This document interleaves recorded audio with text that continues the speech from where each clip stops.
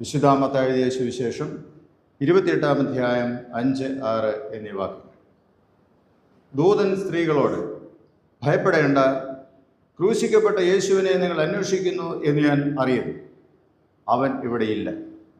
താൻ പറഞ്ഞതുപോലെ ഉയർത്തെഴുന്നേറ്റു. അവൻ കിടന്ന സ്ഥലം വന്ന് കാണുമീൻ.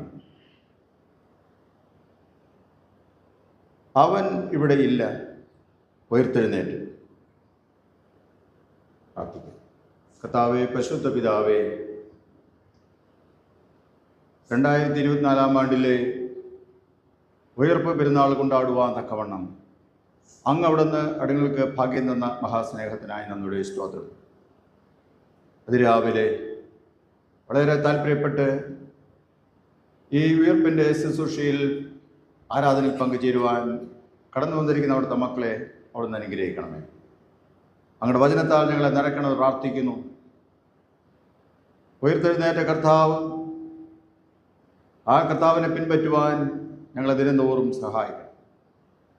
ഞങ്ങളുടെ മോത്തുമേറിയ വചനങ്ങൾ ധ്യാനിപ്പാൻ ഞങ്ങൾ ഒരുങ്ങുന്നു. വചനം പറയുന്ന ബലഹീനനായ അടിനെയും കേൾക്കുന്ന അവിടുത്തെ മക്കൾ ഒരുപോലെ അവിടുന്ന് അനുഗ്രഹിക്കണമേ. മഹത്വം മാത്രം എടുക്കണം. യേശുനാഥ് പ്രാർത്ഥിക്കുന്നത് ദയയോടെ കേൾക്കണമേ. ആമേൻ.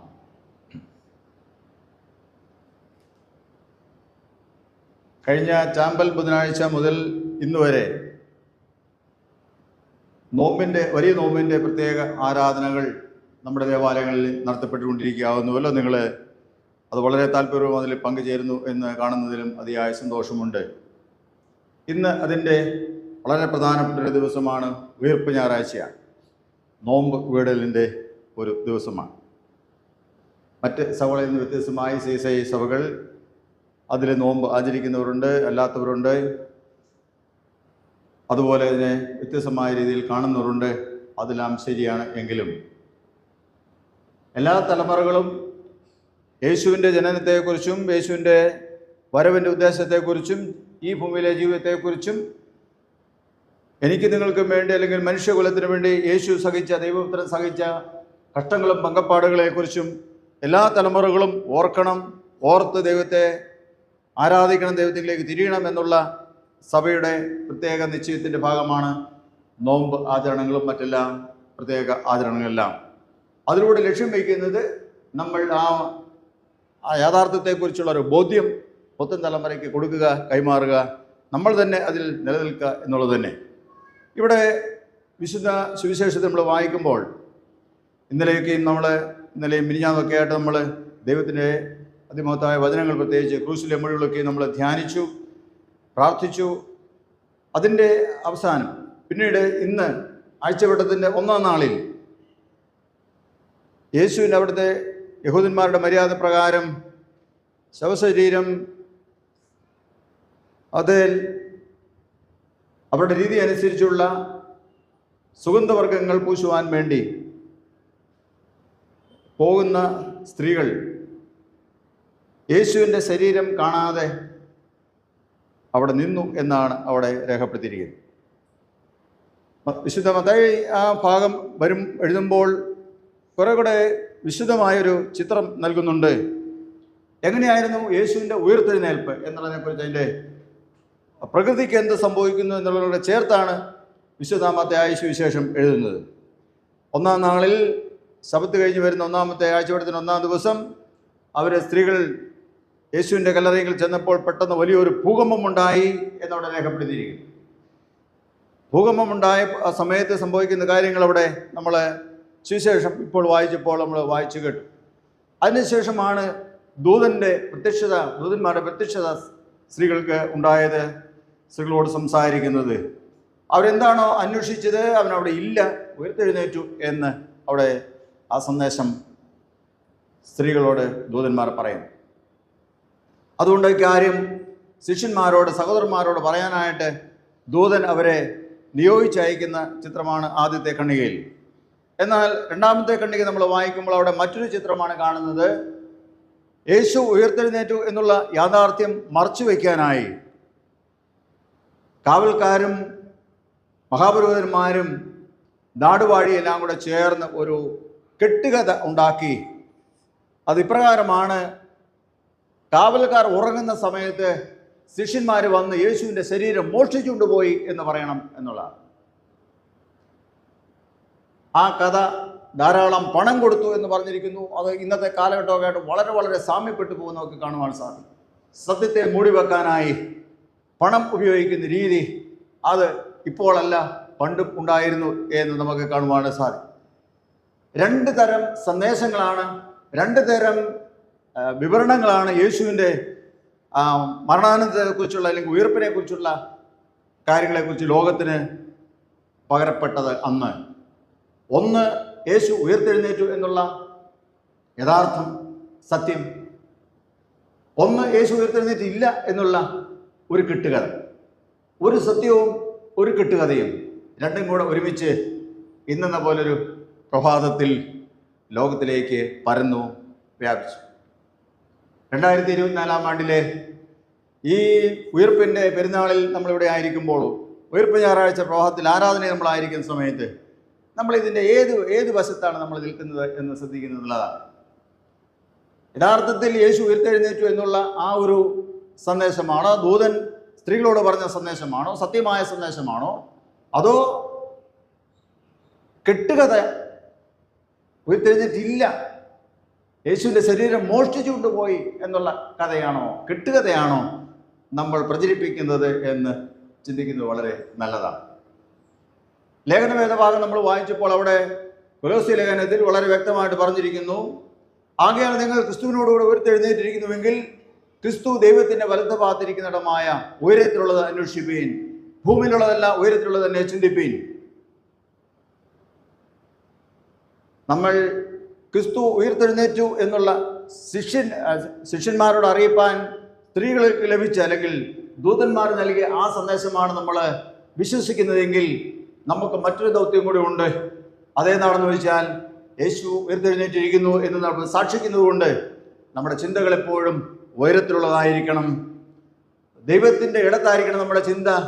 ദൈവത്തിൻ്റെ വലത് ഭാഗത്തിരിക്കുന്ന ഇടമായി ഉയരത്തിലുള്ളത് അന്വേഷിപ്പീൻ എന്ന് പറഞ്ഞിരിക്കുന്നത്. ക്രിസ്തുവിൻ്റെ ഇടം ദൈവത്തിൻ്റെ വലത് ഭാഗത്തിരിക്കുന്ന ഉയരത്തിലേക്ക് നോക്കി ദൈവത്തോട് ചേർന്നിരിക്കുന്ന ക്രിസ്തുവിൻ്റെ ആ ദർശനം ഉൾക്കൊണ്ടായിരിക്കണം നമ്മുടെ പ്രവർത്തനം, അതായിരിക്കും നമ്മുടെ അന്വേഷണം എന്ന് പറഞ്ഞിരിക്കുന്നു.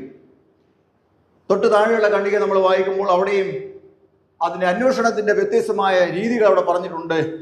നമ്മൾ ഈ ലോകത്തിലാണ് കെട്ടുകെട്ടുകൾക്കാണ് നമ്മൾ ഊന്നൽ നൽകുന്നതെങ്കിൽ, അല്ലെങ്കിൽ വേണ്ട രീതിയിൽ നമ്മളത് ഉയർത്തെഴുന്നേൽപ്പിനെ കുറിച്ചുള്ള ദൂതന്റെ സന്ദേശം വിശ്വസിക്കുന്നില്ലെങ്കിൽ, സ്ത്രീകൾ ശിഷ്യന്മാരോട് പറഞ്ഞ സന്ദേശം നമ്മൾ വിശ്വസിക്കുന്നില്ലെങ്കിൽ, നമ്മൾ ഇപ്പോഴും ദുർനടപ്പ്, അശുദ്ധി, അതിരാഗം, ദുർമോഹം, വിഗ്രഹാരാധന, അത്യാഗ്രഹം ഇങ്ങനെയുള്ള ഭൂമിയിലുള്ള ചിന്തകളായിരിക്കും നമുക്ക് ഉണ്ടാകുന്നത്. അതിനെ അതിജീവിക്കണം എന്നാണ് ഈ ഉയർപ്പ് നമുക്ക് നൽകുന്ന സന്ദേശം. പ്രിയമുള്ളവരെ, കഴിഞ്ഞ ദിവസങ്ങളൊക്കെ നമ്മൾ ധ്യാനിച്ചു. യേശുവിൻ്റെ ക്രൂശുമരണത്തെക്കുറിച്ച് നമ്മൾ വളരെ സവിസ്തരം നമ്മൾ ധ്യാനിച്ചു. എന്താണ് ക്രൂശുമരണം നമുക്ക് നൽകുന്ന സന്ദേശം? എന്തിനു വേണ്ടിയാണ് അത് തിരുവനന്തപുരം അങ്ങനെ രേഖപ്പെടുത്തിയിരിക്കുന്നത്? എന്തിനു വേണ്ടി സഭ അത് ഓരോ വർഷവും ഇങ്ങനെ ആചരിക്കുന്നു പ്രത്യേകമായി? എങ്ങനെയാണ് ഒരു ക്രിസ്തീയ പൈതൽ, ഒരു ദൈവ പൈതൽ സത്യത്തിന് വേണ്ടി നിൽക്കേണ്ടത് എങ്ങനെയാണെന്നുള്ള ചിത്രമാണ് ഈ കഷ്ടാനുഭവത്തിൽ ആഴ്ചയിൽ അല്ലെങ്കിൽ കഷ്ടാനുഭവത്തിലൂടെ നമുക്ക് വരച്ചു കാട്ടുന്നത് എന്ന് മറന്നു പോകാം. സത്യത്തിന് വേണ്ടി നിൽക്കുമ്പോൾ, അത് ദൈവത്തിന് ഇഷ്ടപ്രകാരം നിൽക്കുമ്പോൾ എങ്ങനെയാണ് എന്തെല്ലാം പ്രതിസന്ധികളോടെ അവൻ കടന്നു പോകേണ്ടി വരും എന്ന് നമുക്ക് കാണിച്ചു തരുന്നു. നമുക്ക് യേശുവിനെ നമ്മൾ കഴിഞ്ഞ ദിവസങ്ങളൊക്കെ ധ്യാനിച്ച യേശുവിൻ്റെ കഷ്ടപ്പാടിനെ കുറിച്ച്, പങ്കപ്പാടിനെ കുറിച്ച് നമ്മുടെ ഹൃദയത്തിൽ ഒന്ന് കൊണ്ടുവന്ന ആൾക്ക് കാണാൻ സാധിക്കും. എന്തെല്ലാം ഉപദ്രവമാണ് യേശുവിനെ ചെയ്തത്. പിലാത്തോസ് പറഞ്ഞു, ഇവനിൽ ഞാൻ യാതൊരു കുറ്റവും കാണുന്നില്ലാത്തവനെ സർവ്വവിധമായ കുറ്റവും ചെയ്തവനെ പോലെ ഉപദ്രവിക്കുന്നത് സത്യത്തിന് വേണ്ടിയുള്ള നിൽപ്പാണ്. സഹനത്തിൻ്റെ ഏറ്റവും മൂർത്തിഭാവമാണ് അവിടെ കാണുന്നത് എന്ന് നമ്മൾ മറന്നു പോകരുത്. ഇന്നത്തെ ലോകത്തിൽ നമുക്ക് വന്നിരിക്കുന്ന ഏറ്റവും വലിയ കുഴപ്പം, ഒന്നും നമുക്ക് സഹിക്കാനായിട്ട് പറ്റുന്നില്ല. നമ്മളെ ചെറുതായിട്ടൊന്ന് മുറിപ്പെടുത്തുന്ന ഒരു വാക്ക് പോലും നമുക്ക് സഹിക്കാൻ പറ്റുന്നില്ല. അത് ഞാനാണെങ്കിലും മറ്റ് എന്നെ പോലുള്ള സഹോദരന്മാരാണെങ്കിലും, അല്ലെങ്കിൽ ശുശ്രൂഷയ്ക്ക് വേണ്ടി പ്രത്യേകമായി വിളിച്ചു വേർതിരിക്കപ്പെട്ടവരാണെങ്കിലും, സാധാരണ വിശ്വാസികളാണെങ്കിലും, ലോകത്തിലുള്ള മറ്റു മനുഷ്യരാണെങ്കിലും, ഒന്നും സഹിക്കാൻ പറ്റാത്ത ഒരു കാലഘട്ടം, സഹനത്തിന് യാതൊരു വിധമായ സ്ഥാനവുമില്ലാത്തത് കാലഘട്ടം. അങ്ങനെയുള്ളൊരു കാലഘട്ടത്തിൽ ജീവിക്കുന്ന നമുക്ക് ഈ ക്രൂശ് മരണത്തിൻ്റെ, കർത്താവിൻ്റെ മരണത്തിൻ്റെ, കഷ്ടപ്പാടിൻ്റെ സന്ദേശം എന്ന് പറയുന്നത് ഇതിങ്ങനെയാണ് സഹിക്കേണ്ടത് എന്ന് പറഞ്ഞ് യേശു വരച്ചു കാട്ടുകയാണ്. എവിടെ നമ്മൾ ഏത് ആറ്റം വരെ നമ്മൾ എന്ന് എത്തുന്നു അപ്പോൾ നമ്മൾ ചിന്തിക്കും. ഉയർപ്പ് എന്ന് പറഞ്ഞതിൻ്റെ വിജയമാണെന്ന് പറഞ്ഞിരിക്കുന്നുവെങ്കിൽ അത് നമ്മൾ പിൻപറ്റുമ്പോൾ അതിൽ നമുക്ക് കഷ്ടങ്ങളിലും പ്രയാസങ്ങളിലും ഊറ്റം നമുക്ക് സാധിക്കണം. അതിനെ അതിജീവിക്കാനുള്ള കരുത്ത് നമ്മൾ ആർജിക്കേണ്ടത് ആവശ്യമാണ്. അതുകൊണ്ടാണ് ഇവിടെ പൗലോസ് അപ്പോസ്തലൻ വളരെ വ്യക്തമായിട്ട് ഉയർപ്പിനെ കുറിച്ചും ഉയർപ്പെടുത്തേറ്റ കർത്താവിനെ അനുഗമിക്കുന്ന ആൾക്കാരുടെ ജീവിത രീതിയെക്കുറിച്ചും സവിസ്തരം പ്രസ്താവിച്ചിരിക്കുന്നത്. ക്രിസ്തു ഉയർത്തെഴുന്നേറ്റിരിക്കുന്നു എങ്കിൽ നിങ്ങൾ ഉയരത്തിലുള്ളതായിരിക്കണം നിങ്ങളുടെ ചിന്തകൾ എന്ന് പറഞ്ഞ് നമ്മളെ വിശ്വാസ ജീവിതത്തിൽ ശക്തിപ്പെടുത്തുന്ന ഒരു വചനം നമുക്ക് അവിടെ കാണുവാൻ, ശക്തിപ്പെടുത്തുന്ന കർത്താവിനെ നമുക്ക് കാണുവാൻ സാധിക്കും. ഞാൻ പറഞ്ഞു വരുന്നത് നമ്മളങ്ങനെ പ്രഘോഷിക്കുന്നു എന്നുള്ള അർത്ഥത്തിലല്ല. യേശു ഉയർത്തെഴുന്നേറ്റിട്ടില്ല എന്നോ അല്ലെങ്കിൽ അത് കെട്ടുകഥയാണെന്നോ ഒന്നും നമ്മുടെ വായ കൊണ്ട് പറയുന്ന കാര്യങ്ങളെക്കുറിച്ചല്ല ഞാൻ പറഞ്ഞു വരുന്നത്. വായ കൊണ്ട് പറയുന്നത് മാത്രമല്ലല്ലോ സന്ദേശം, നമ്മുടെ ജീവിതവും സന്ദേശമാണ്. നമ്മുടെ ജീവിതവും സന്ദേശമാണ്. ഗാന്ധിജി പറഞ്ഞു, എൻ്റെ ജീവിതമാണ് എൻ്റെ സന്ദേശം. നമ്മുടെ ജീവിതവും സന്ദേശമാണ്. അങ്ങനെയെങ്കിൽ നമ്മുടെ ജീവിതം കൊണ്ട് എന്താണ് ഈ ആധുനിക നമ്മൾ ലോകത്തിന് നൽകുന്ന സന്ദേശം? യേശു ഉയർത്തെഴുന്നേറ്റു എന്നുള്ളതാണോ, അതോ യേശു ഇന്നും ഉയർത്തെഴുന്നേറ്റില്ല എന്നുള്ളതാണ്? അല്ലെങ്കിൽ അവനെ ശിഷ്യന്മാർ മോഷ്ടിച്ചു കൊണ്ടുപോയെന്നുള്ള സന്ദേശമാണോ? വായും കൊണ്ടല്ല, നമ്മുടെ പ്രവൃത്തി കൊണ്ട്, നമ്മുടെ ദൈനംദിന ഇടപാടുകൾ കൊണ്ട് ഏത് വെളിപ്പെടുത്തുന്നു എന്ന് ചിന്തിക്കുന്നത് ഏറ്റവും നല്ലതാണ്. കർത്താവ് ഇന്നും നമ്മളോട് പറയുന്നു, ഞാൻ ഉയർത്തെഴുന്നേറ്റിരിക്കുന്നു. സഹോദരന്മാരോട് പറയുക, ശിഷ്യന്മാരോട് പറയുക. സഹോദരന്മാർ എന്നുള്ള പദമാണ് അവിടെ ഉപയോഗിക്കുന്നത്. ഗലീലയ്ക്ക് പോകുന്നു, വരുക, അവിടെ കാണാം എന്ന് പറയുന്നു. ഉയർത്തെഴുന്നേറ്റ കർത്താവ് വീണ്ടും ശ്രദ്ധേയമായ കാര്യം തുറന്നുള്ള ദിവസങ്ങളിൽ നമ്മൾ വായിക്കുമ്പോൾ കാണാൻ സാധിക്കും, യേശു തന്റെ ശിഷ്യന്മാരോട് കൂടെ നടക്കുന്നു. വീണ്ടും ദൗത്യത്തെക്കുറിച്ച് വേണ്ട രീതിയിലുള്ള ബോധ്യം ലഭിക്കാതെ പോയ ശിഷ്യന്മാരെ വീണ്ടും ദൗത്യത്തെക്കുറിച്ച് ബോധ്യപ്പെടുത്താൻ ഞാൻ ഉയർത്തെഴുന്നേറ്റു എന്ന് പറഞ്ഞ് യേശു തന്റെ ശിഷ്യന്മാരുടെ പുറകെ പോകുന്നത് കാണുവാൻ സാധിക്കും. പ്രിയമുള്ളവരെ, ഇതും നമുക്ക് വേണ്ടി രേഖപ്പെടുത്തിയിരിക്കുന്നു, എഴുതിയിരിക്കുന്നു എന്നും നമ്മൾ മറന്നു പോകാൻ. ഒരുപക്ഷെ ഉയർത്തെഴുന്നേറ്റ കർത്താവിനെ നമ്മുടെ ദൈനംദിന ജീവിതത്തിൽ നമുക്ക് വെളിപ്പെടുത്താൻ പറ്റുന്നില്ലെങ്കിൽ അതിന് സഹായിക്കുന്ന പരിശുദ്ധാത്മാവ് ഉണ്ട് എന്ന് നമ്മൾ മറന്നു പോകാൻ. നമുക്കത് വിശ്വസിക്കാൻ പറ്റുമോ? സത്യത്തിന് വേണ്ടി നിൽക്കാൻ, സത്യം എന്ന് പറഞ്ഞാൽ ശരി എന്ന് വിചാരിച്ചാലും മതി, ശരിയായുള്ള കാര്യങ്ങൾക്ക് വേണ്ടി. നല്ലത് എന്ന് വിചാരിച്ചാൽ മതി, നല്ല കാര്യത്തിന് വേണ്ടി. തീയത് എന്ന് വിചാരിച്ചാൽ മതി, തീയതിനെ ഉപേക്ഷിക്കാൻ വേണ്ടി.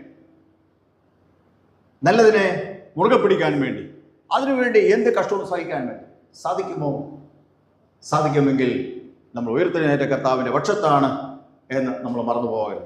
ഇന്നും നമ്മൾ ദൈവത്തിന് ഇഷ്ടമില്ലാത്ത പാതയിൽ പോകുന്നുവെങ്കിൽ അത് യേശുവിന് ഇഷ്ടമല്ല എന്ന് മറന്നു പോകരുത്. അതിനെക്കുറിച്ചുള്ള വിവരണങ്ങളാണ് കൊലോസ്യ ലേഖനം 3-ാം അധ്യായത്തിൽ 2-ാമത്തെ ഖണ്ഡികയിൽ അവിടെ രേഖപ്പെടുത്തിയിരിക്കുന്നത്. നമ്മൾ മറന്നു പോകും. വായിക്കുക ദൈവത്തിൻ്റെ വചനം.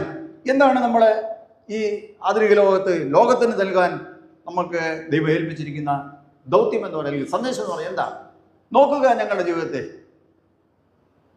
അങ്ങനെ നമുക്ക് പറയാൻ പറ്റുമോ? വളരെ സങ്കടകരമാണ് ഇന്നത്തെ നമ്മുടെ ജീവിതം. വേറെ സഭക്കാരെ നോക്കേണ്ടതില്ല. നമ്മൾ നമ്മളെ തന്നെ നോക്കിയാൽ മതി. ഞാൻ പറയുന്നത് കൊല്ലം കൊട്ടാരക്കര മഹാടെ ഉദ്ദേശിച്ചാൽ CSI സഭ ആഗമനം, നമ്മുടെ സഭയെ ആഗമനമായി ഉദ്ദേശിച്ചു. എത്ര നല്ലൊരു സഭയാണ് നമ്മുടെ സഭ. CSI എന്ന ഐക്യസഭ, എല്ലാ മനുഷ്യർക്കും ചേർന്ന് നിൽക്കാൻ പറ്റിയ നല്ലൊരു സഭ.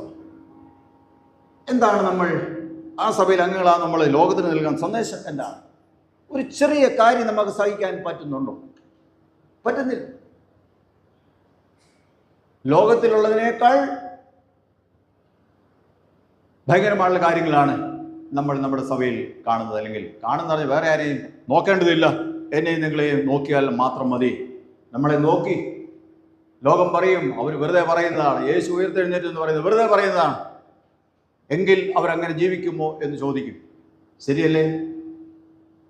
നമ്മൾക്ക് ദൈവം വെളിപ്പെടുത്തി തന്നിരിക്കുന്ന തിരുവചന സത്യങ്ങൾക്കനുസരിച്ച് കർത്താവിന് വേണ്ടി നിൽപ്പാൻ ഈ ഉയർപ്പിൻ്റെ സന്ദേശം, ഈ ഉയർപ്പ് നമുക്ക് നൽകുന്ന സന്ദേശം അതാണ്. നമ്മൾ മറന്നു പോകരുത്. യേശു ഉയർത്തെഴുന്നേറ്റത് അതിനെയെല്ലാം പാപത്തെ ജയിച്ചാണ് ഉയർത്തെഴുന്നേറ്റത്. അങ്ങനെയെങ്കിൽ പാപപ്രവൃത്തികളെ ജയിപ്പാനുള്ള ശക്തി ദൈവം നൽകുന്നു എന്ന് നമ്മൾ മറന്നു പോകരുത്. പീഡനങ്ങളെ ജയിച്ചവനാണ് നമ്മളെ കർത്താവ്.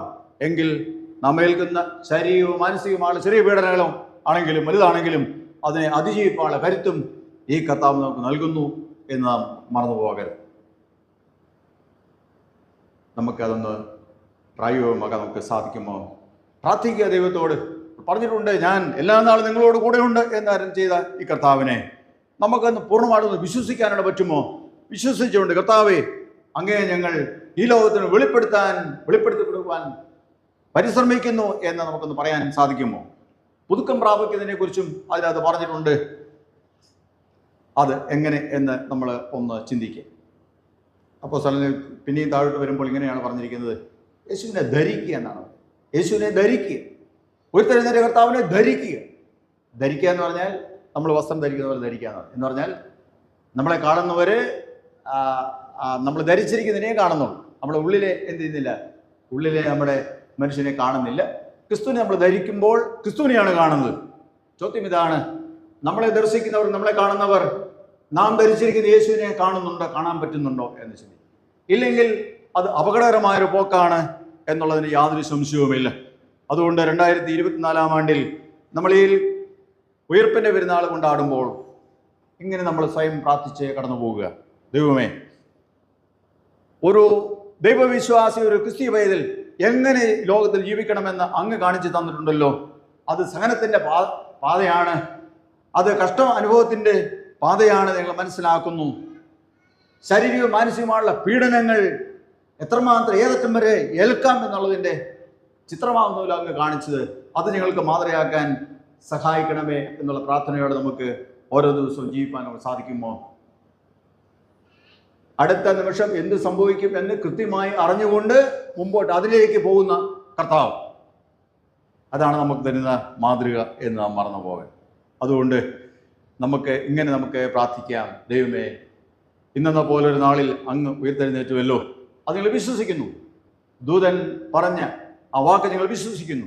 അങ്ങയുടെ സാമീപ്യം ഞങ്ങൾ മനസ്സിലാക്കുന്നു. ഞങ്ങളെ ഈ ലോകത്തിൽ അങ്ങയുടെ പ്രതിപുരുഷന്മാരായി അങ്ങയുടെ സാക്ഷികളായി ജീവിപ്പാൻ ഞങ്ങളെ ശക്തീകരിക്കണമേ എന്നുള്ള പ്രാർത്ഥനയോടെ നമുക്ക് കടന്നു പോകാം. അതിന് ദൈവത്തിൻ്റെ മഹത്വമേറിയ വചനം വായന നമ്മളെ സഹായിക്കും, ശക്തീകരിക്കും എന്നുള്ളത് യാതൊരു സംശയവുമില്ല. ഓരോ വേദഭാഗങ്ങൾ വായിക്കുമ്പോൾ അതെന്താണ് നമ്മോട് ആവശ്യപ്പെടുന്നത് ചിന്തിക്കുകയും അതിൻ്റെ ഒരല്പമെങ്കിലും അതിനോട് ചേർന്ന് നിൽപ്പാൻ, അതിനോട് കൂറുപുറത്തുവാൻ നമ്മൾ പരിശ്രമിക്കുകയും ചെയ്യുന്നുവെങ്കിൽ അത് നമ്മുടെ ജീവിതത്തിൽ ഏറ്റവും അനുഗ്രഹപ്രദമായി തീരും എന്നുള്ള കാര്യത്തിന് യാതൊരു സംശയവുമില്ല. ആകയാൽ നിങ്ങൾ ക്രിസ്തുവിനോട് ഉയർത്തെഴുന്നേറ്റിരിക്കുന്നു എങ്കിൽ ക്രിസ്തു ഉയരത്തിലുള്ളത്, ദൈവത്തിൻ്റെ വലത് ഭാഗത്തിരിക്കുന്നിടമായ ഉയരത്തിലുള്ള അന്വേഷിപ്പേൻ. ഭൂമിയിലുള്ളതല്ല, ഉയരത്തിലുള്ളത് തന്നെ ചിന്തിപ്പേൻ. ദൈവം തന്നെ പരിശുദ്ധാത്മാവനാൽ അതിനടമേ ദിനംതോറും സഹായിക്കുകയും ശക്തീകരിക്കുകയും ചെയ്യുമാറാകട്ടെ. ഇപ്പോൾ പിതാവായ ദൈവത്തിനും പുത്രനായ ദൈവത്തിനും പരിശുദ്ധാത്മാവായ ദൈവത്തിനും സകല ബഹുമാനവും മഹത്വവും കലാവസാനം കൂടാതെ ഉണ്ടായിരിക്കുമാറാകട്ടെ. ആമേൻ.